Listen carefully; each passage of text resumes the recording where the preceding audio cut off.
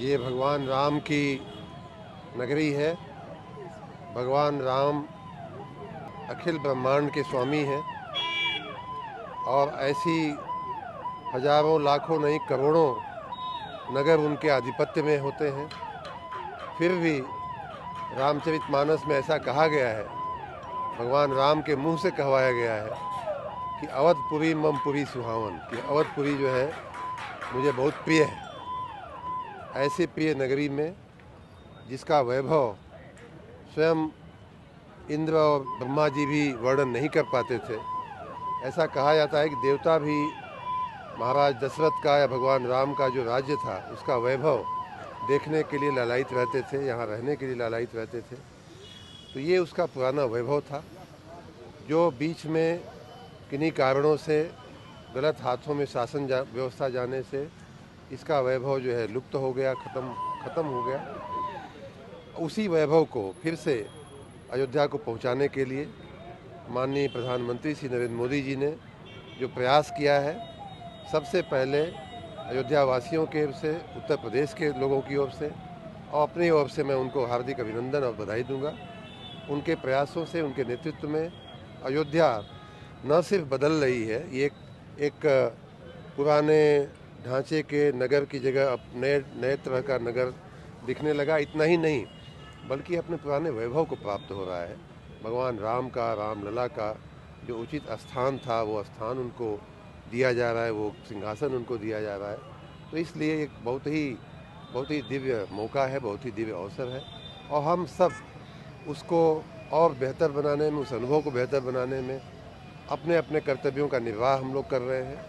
हमारे नगर विकास मंत्री के रूप में यहाँ की सफाई, यहाँ की साज सज्जा, सड़कें गलियाँ ठीक करना ये हमारा कर्तव्य था, वो हम कर रहे हैं। ऊर्जा के क्षेत्र में भी बहुत सारा काम हुआ है। यहाँ तारों को नीचे करना, अंडरग्राउंड करना, सोलर ट्री हमने 30-32 जगह पे लगाए हैं। सौर ऊर्जा से चौराहे हमारे जगमग होंगे।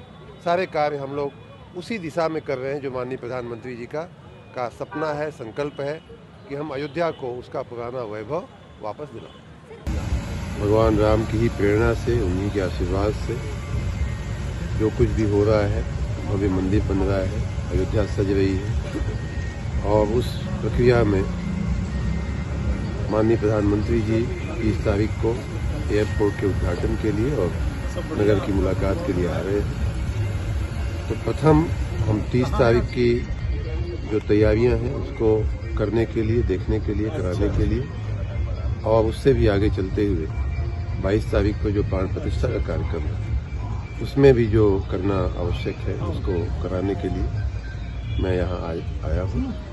हमने माननीय मेयर साहब के निवेदन पे, नगर निगम के निवेदन पे अतिरिक्त मानव बल, अतिरिक्त धन, अतिरिक्त मशीनें अगल बगल के नगरों से, राज्य के नगरों से, हमारे विभाग से भेजा है। सभी लोग काम पे लगे हैं, सभी अपना अपना काम कर रहे हैं।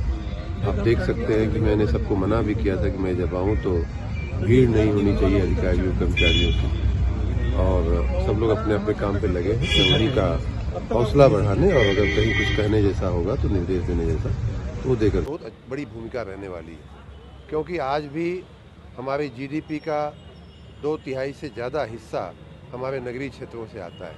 उत्तर प्रदेश की बात करूँ तो यहाँ शहरीकरण कम है थोड़ा प्रमाण में, लेकिन फिर भी लगभग 65% जीडीपी का हिस्सा हमारे नगरीय क्षेत्रों से आता है। तो इसलिए अब इस नगर में यहाँ जिस नगर की जो स्ट्रेंथ है उसको उजागर करके उसका उपयोग करते हुए वहाँ की अर्थव्यवस्था को हम बढ़ाना चाहेंगे। यहाँ इस नगर की स्ट्रेंथ है कि ये धार्मिक और पौराणिक जगह है। टूरिज़्म पे हम बल दे रहे हैं। टूरिज़्म की दृष्टि से जो भी अच्छा एक्सपीरियंस हो सकता है लोगों को, अच्छा एयरपोर्ट से उतरे, आदमी आवे यहाँ दर्शन करे, होटल अच्छे हों, रुक सके। ऐसा होता है कि दर्शन के बाद लोग तुरंत भागने लगते हैं। तो हमारा प्रयास होगा कि यहाँ लोग रुकें, यहाँ थोड़ा यहाँ की बातों को अनुभव करें, तो उससे हमारी स्थानीय रोजगारी का भी एक बहुत बड़ा जो चक्र होता है वो इकोनॉमी का वो चलता है। तो नगरीय क्षेत्रों की अर्थव्यवस्था को गति देने का काम हम लोग बहुत तेज़ी से कर रहे हैं।